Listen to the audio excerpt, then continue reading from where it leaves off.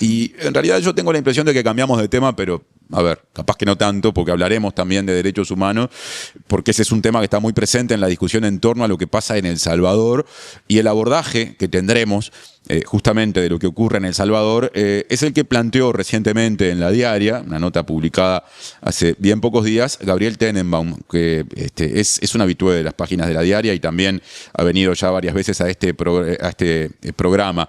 El artículo bien reciente que da esta posibilidad de dialogar se titula "No es un ejemplo, el laboratorio de seguridad salvadoreño en la era del narcoterrorismo", y justamente refiere a eso que a veces se presenta como el modelo Bukele. Yo no voy a leer todo el artículo porque Gabriel está acá y bueno, le dará continuidad hablada a los aspectos principales de ese trabajo, pero sí voy a leer el final. El final dice: el modelo Bukele para la seguridad puede ser un caso de debate académico o un objeto de estudio científico, pero no es un ejemplo en seguridad ni un ejemplo para el análisis político en un régimen democrático. Los estados de excepción no se toleran, se rechazan. Así termina una nota extensa que yo recomiendo que lean, y que obviamente Gabriel hizo pocos días después de que el presidente de la República, Yamandu Orsi, hablara de la necesidad de analizar la situación de seguridad de El Salvador como ejemplo de análisis, no bueno o malo, dijo Orsi, es que lo había planteado. Bueno, eso motiva la invitación, así que Gabriel, muchas gracias por estar por acá. En primer lugar, ¿qué sentiste cuando Orsi planteó el asunto como lo planteó? Porque bueno, eso fue lo que motivó el artículo del que estamos hablando. Claro. Viste que yo estoy 24/7 trabajando estos temas de hace muchísimos años, entonces escucho muchas cosas, muchas veces me indigna y la mayoría de las veces no hablo al respecto, pero me parece que hay cosas que no pueden pasar desapercibido y que hay que ser muy claros, y creo que no hubo claridad con esos dichos y después con lo que siguió en el debate de la agenda pública. Y bueno, eso fue lo que me motivó a construir un artículo para trabajar dos cosas. Uno relacionado con que estamos hablando de un modelo de seguridad que se da en un país que hace más de 3 años está en estado de excepción, o sea, no es democrático. Y después otra cosa que a mí me resulta más interesante, porque esto primero capaz que es más obvio, la gente un poco más ya lo sabe, y es que no es, a mi juicio, un modelo de seguridad exitoso. No lo es, y hay varias razones para hablar de eso.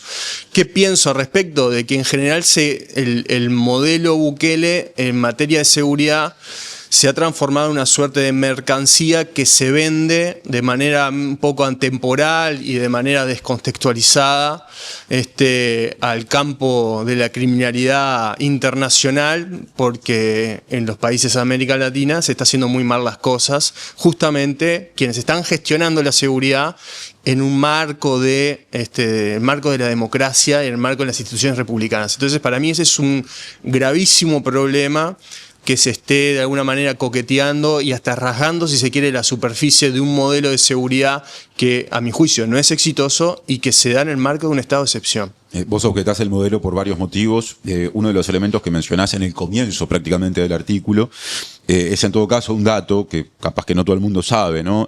Decís que la caída de la tasa de homicidios en El Salvador no comenzó durante el primer gobierno de Nayib Bukele en 2019, sino varios años antes, ¿no? De hecho, cae 50%, decís, entre 2015 y 2018. Y ahí aludís a la existencia de acuerdos entre el Estado y los grupos criminales, las maras, como se las conoce en Centroamérica y en este caso también en El Salvador.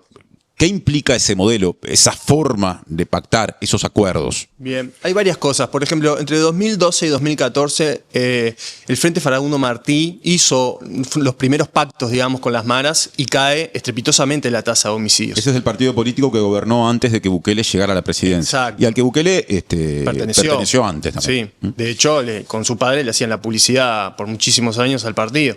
Se rompe el pacto con un nuevo presidente en las elecciones de 2014, salta nuevamente la tasa de homicidios de manera espectacular, llegando a 2015 como algo así, un poco más de 100 homicidios cada 100.000 habitantes. Digo, para poco de contexto, el Uruguay en su peor momento tuvo 12 homicidios cada 100.000 habitantes, ¿no? Es una diferencia abismal.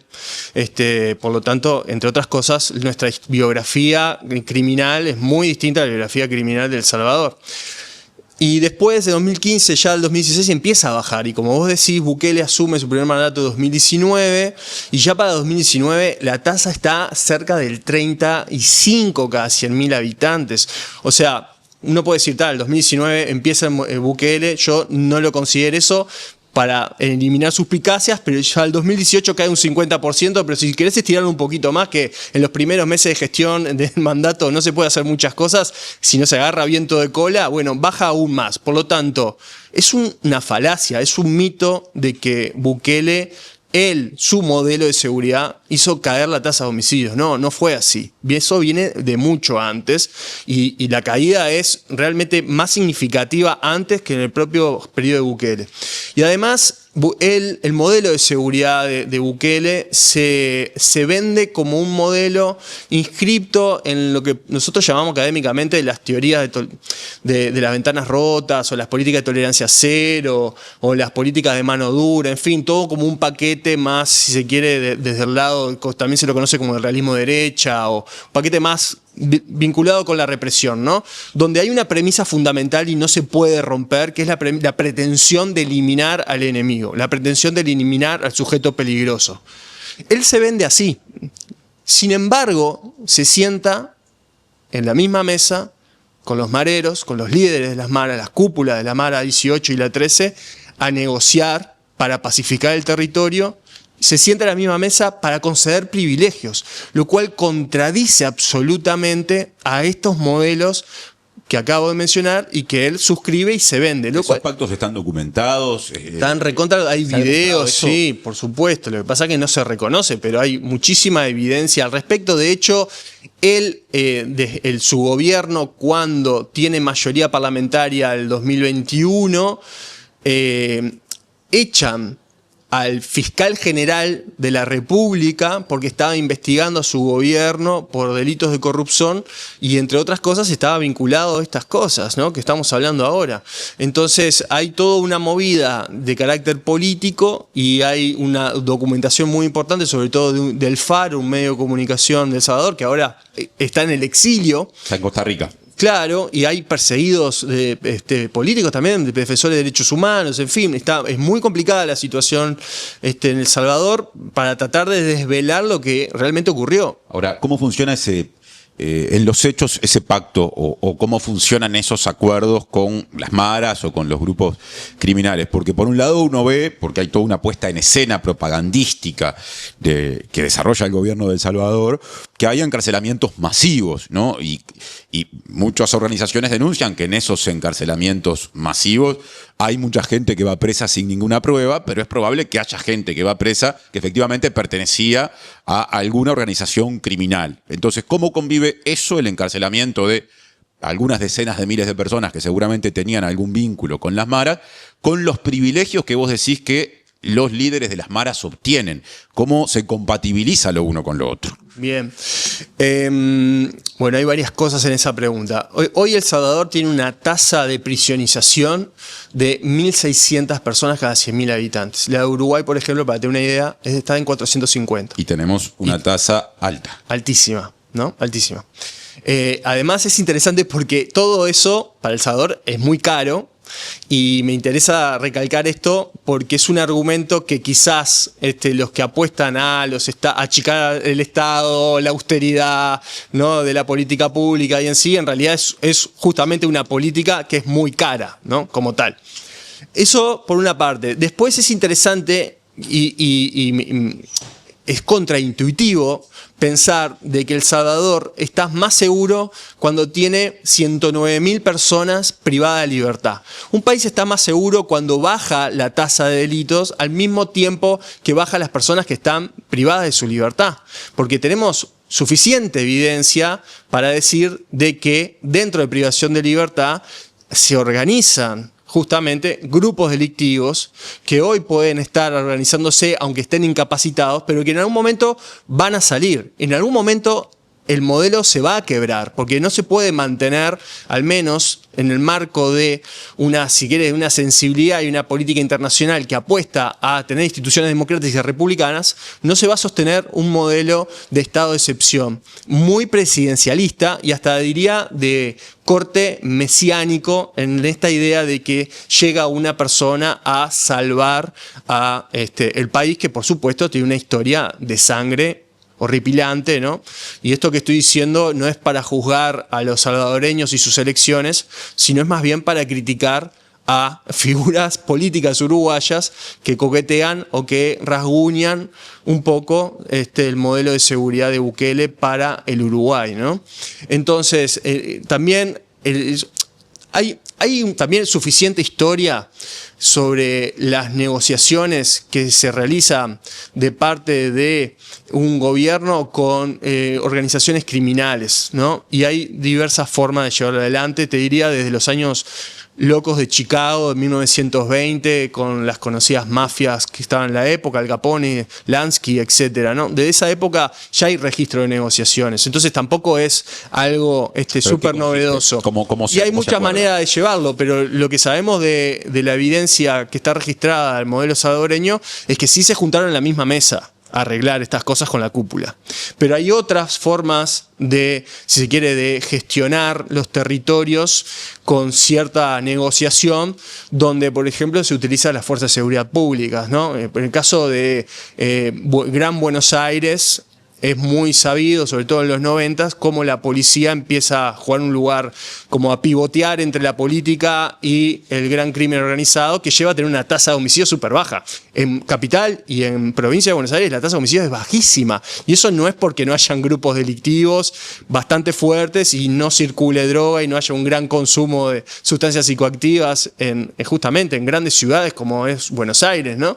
No, todo lo contrario, es porque hay cierta pacificación y hay un actor que está jugando ese rol de gestión. Hay un concepto fundamental, porque entonces se puede inferir, a partir de lo que decís, que a veces tener, no sé, una fuerza pública de seguridad, como se le quiera decir, policía o lo que fuere, digamos, que no llegue a acuerdos, que no esté tomada por el crimen organizado, puede costar más vidas, producto de que la represión puede generar más enfrentamientos. ¿Está bien razonarlo así? En estos ejemplos sí, hay otros ejemplos de pacificación de territorios y donde se dan mensajes que no entra tanto esto, pero sí en estos ejemplos evidentemente hay corrupción, ¿no? Hay corrupción. El tema es también, acá hay una gestión de la seguridad. Entonces uno puede valorar más la vida, deberíamos valorar más la vida, ¿no? Que alguien esté vendiendo quizás marihuana, ¿no? Por un simple cálculo de riesgos, ¿no?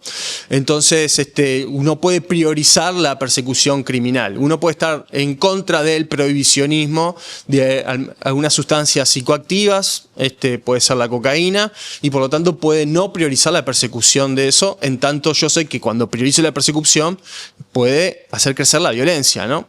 Entonces, hay como varias formas de entender este asunto. El tema también es que a veces ni hay los interlocutores que van a llevar adelante esa negociación, en realidad tienen que tener del otro lado a alguien válido con el quien razonar y que entienda lo que estoy buscando. Y para eso se necesitan organizaciones maduras. Las maras son organizaciones muy maduras, ¿no? O sea, son grandes organizaciones estructuradas, no son pequeños grupos delictivos muy desestructurados, que no tienen gran verticalidad, no tienen gran división del trabajo interna, no. Funcionan como grandes empresas en cierto sentido. Entonces uno tiene con quién hablar estas cosas.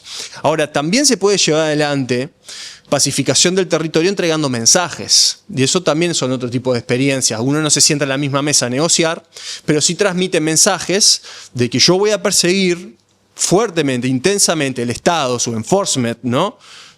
La fuerza de hacer cumplir la ley a quienes generan violencia. Pero a quienes no me generan violencia, no voy a generar una persecución especial. Quiero decir esto que no tiene nada que ver con impunidad. Quiere decir que el Estado, de por sí, ya hoy, y lo ha hecho siempre, prioriza sus capacidades estatales para perseguir determinados delitos. Siempre lo ha hecho así. Entonces, el Estado, en este sentido, está haciendo lo mismo. Solo que está entregando mensaje a alguien que lo tiene que recibir y entender. Que si no genera violencia, no va a tener una persecución especial. Pero por supuesto que si el Estado lo capta, lo observa, lo tiene que detener y tiene que actuar, ¿no? Entonces hay distintas formas de gestionar, si se quiere, la pacificación de los territorios, donde detrás de todo esto, el trasfondo está el privilegio de la vida, proteger la vida, y la vida de todos, no la vida de algunos, la vida de todos, también de los que están dedicándose a esto. Bueno, ahí tocas un aspecto fundamental con eso de cómo a veces se puede proteger la vida de algunas personas y no la de otras personas, ¿no? Si partimos de la base de que en El Salvador existen, según lo que decís, pactos o acuerdos entre Bukele y cabecillas o líderes de determinados grupos criminales, pero al mismo tiempo hay mucha gente que masivamente es encarcelada, hay una puerta que se abre a mirar hacia lo que pasa dentro de las cárceles en El Salvador, y vos eso en el artículo de alguna forma lo recabás. Hablás de la existencia de dudas sobre muertes en cárceles, es decir, un aspecto del que en general no hablan quienes defienden ese modelo, y también hablas de una subestimación de los homicidios en El Salvador. Quiero que hagas alguna reflexión con respecto a esos dos temas. Bien, en esta caída que estábamos hablando de la tasa de homicidios, también tiene que ver cómo se construye el dato estadístico, que eso es algo que generalmente no reparamos, pero es muy importante, es la cocina, es cómo se elabora el dato, ¿no? Y han surgido algunos estudios, y además en Estados Unidos y por parte de personas que pertenecieron a las Fuerzas Armadas de los Estados Unidos, justamente digo, para evitar un poco de suspicacia, al revés, lo está diciendo alguien desde un lugar que podría estar teniendo cierta neutralidad o apoyando ese tipo de modelo, donde en la contabilización de los homicidios se están dejando afuera a los cuerpos que aparecen en fosas comunes, que ya van más de 170 fosas comunes encontradas en El Salvador, que es un fenómeno que también se encuentra en México, por ejemplo, o en Colombia. Claro, 170 ¿en cuánto tiempo? Desde que está Bukele en el poder. O sea, en menos de una década. Estamos hablando de 6 años. Menos de una década. 2019. Sí. Y que esos cuerpos no son sometidos a peritajes para saber si fallecieron por un homicidio o por otras causas, ¿no? 170 fosas comunes, eso, no sé, me hace pensar en miles de personas. Sí, no hay una contabilización al respecto, ¿no? Además de las muertes en custodia, las que ocurren en cárcel, se las está separando de la contabilización, y de las muertes que son ocasionadas por las fuerzas de seguridad pública, que eso también es algo que en Uruguay no a veces se saca, ¿no? Porque está en el marco de un abatimiento policial, es como una defensa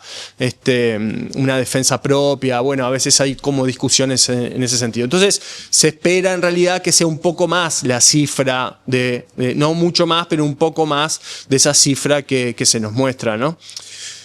Además, el modelo de seguridad que se está proponiendo, digamos, se da totalmente en un marco de, como decíamos, de estado de excepción, ¿no?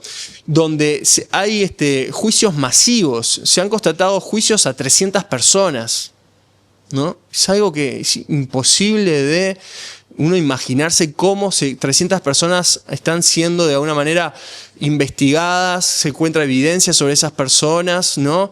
Tienen garantías reales de que se las está procesando. O sea, evidentemente en un estado de excepción se suspende la protección de derechos, no hay garantías, ¿no?, del proceso, y ese es un tema que a todos deberían preocuparnos, porque al final a todos los que estamos acá de alguna manera podemos ser sometidos a ese tipo de violencia institucional. Ese estado de excepción rige desde marzo del año 2022. Exactamente, ya fue renovado 45 veces. Y todo esto, Martín, es posible en un contexto mayor.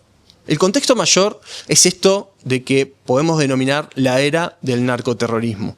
Cuando Trump asume su primer mandato, empieza esta tendencia a incluir dentro de la categoría de terrorismo a organizaciones criminales dedicadas al tráfico de las drogas ilegalizadas. Desde ese momento él ya tiene como una obsesión con esto.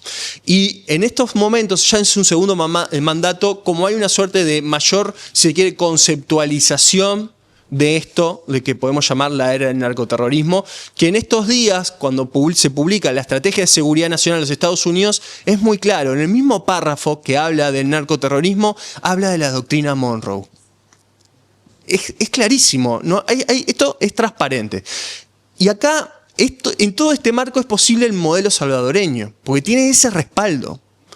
Y no es solo el modelo salvadoreño. Cuando sucedió la matanza en Río de Janeiro, donde murieron 120 personas en 2 complejos. Hace bien poquito. Hace bien poquito. El ataque o los operativos contra el Comando Vermelho. Exactamente. El gobernador Claudio Castro, lo primero que salió a decir que fue un operativo exitoso y que todos los muertos eran narcoterroristas. Entonces esto tiene que ver también en un momento de que las nuevas derechas están muy alineadas, manejan un vocabulario en común, ese vocabulario en común que están manejando instala un sentido sobre las cosas y parado sobre eso se puede extender, si se quiere, la desmesura de la violencia. O sea, la violencia es desmesurada de por sí, pero ahora se puede desmesurar más. ¿Por qué? Porque cuando se le adjudica el membrete de terrorista a un grupo, a un individuo, se suspenden las garantías. Estados Unidos ya mató más de 80 personas en el Mar del Caribe, desde drones tirando misiles a barcos. Nunca llegó a indagar, a pedir testimonios de las personas que estaban en esos barcos. Vaya a saber por qué razón. Pueden ser que estén traficando drogas, puede ser que no. No lo sabemos, pero no hubo preguntas, no hubo proceso judicial, no hubo garantías. ¿Por qué? Porque en el marco de este gran paraguas conceptual es posible desmesurar la violencia. Entonces estamos viviendo esos momentos y son momentos complicados. Ahora tenemos Estados Unidos en la puerta de Venezuela, puede ser que siga Colombia. Trump ha dicho de que toda América Latina, y lo cual vuelvo a la doctrina Monroe, toda América Latina puede estar sometida a una intervención de los Estados Unidos en el marco de esto, ¿no? Y esta es la historia de las drogas. Eso es lo más, si se quiere, interesante. No es nuevo, nada de esto es nuevo. En 1971, Nixon le pedía dinero al Congreso de los Estados Unidos para financiar la guerra contra las drogas. Y en esa guerra contra las drogas estaban los grupos insurgentes de izquierda, ¿no? Las guerrillas, no sé qué. Pero también antes tenemos esta misma historia donde las drogas se meten en la geopolítica con las guerras del opio a mediados de 1800, donde ahí los actores eran otros, donde ahí las potencias en realidad querían comerciar libremente el opio, no querían prohibirlo, el que lo quería prohibir era China, por eso se dio la guerra. Después los roles cambian y las potencias pasan a tener un lugar prohibicionista. Después las drogas entran al Tratado de Versalles.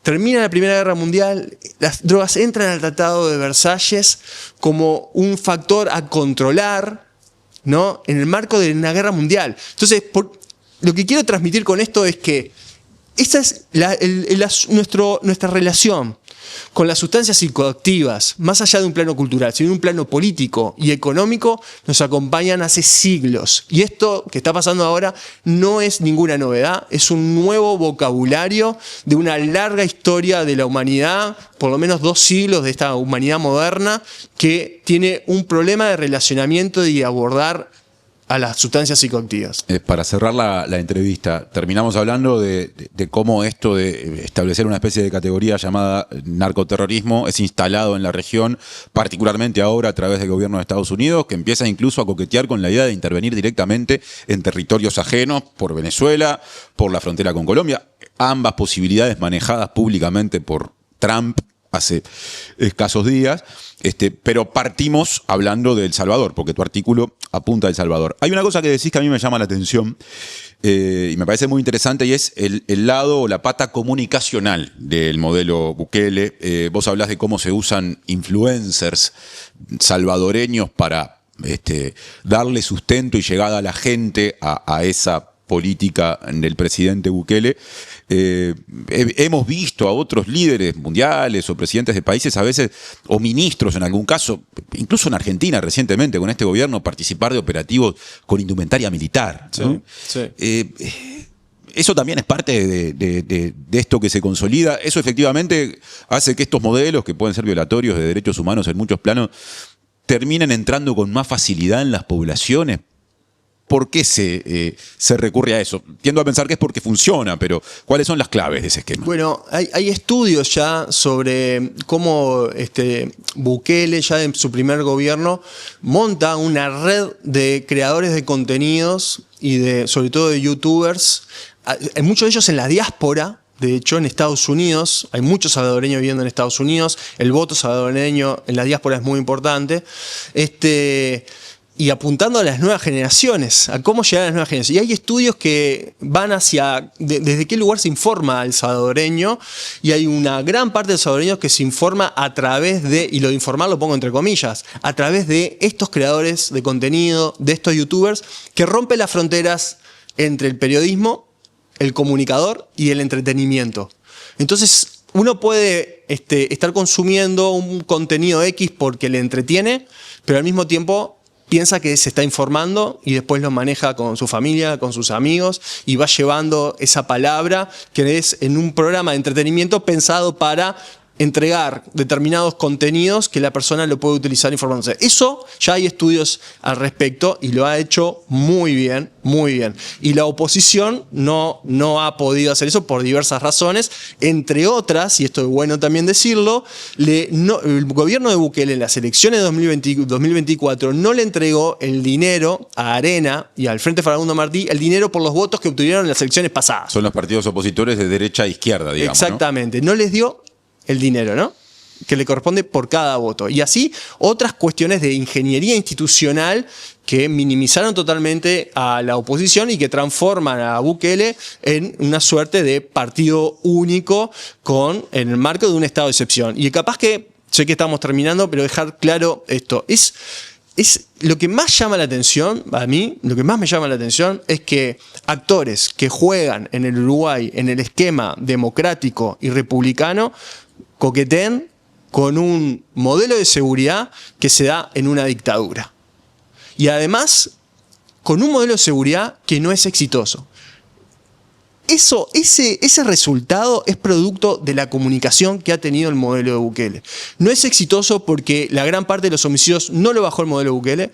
No es exitoso porque un modelo de seguridad exitoso no tiene la mayor tasa de prisionización del mundo. Y por mucha distancia, El Salvador tiene un número de prisioneros muy por delante del que está en segunda posición. ¿Ah? Eso no es seguridad. Y eso no dura a mediano y largo plazo. Por lo tanto, no sabemos lo que va a pasar después de esta era Bukele. No sabemos hacia dónde vamos. El PCC, el Comando Vermelo, el Tren de Aragua y otras organizaciones criminales más se constituyeron dentro de la cárcel. Quizás estemos en un momento así, que ahora no lo vemos porque están incapacitados, pero que en un futuro cercano, 5, 10, 15 años, salgan de ahí nuevas organizaciones criminales. Gabriel Tenenbaum, sociólogo, muchas gracias por el aporte escrito en La Diaria y por darle continuidad aquí. Un gusto, gracias, Martín.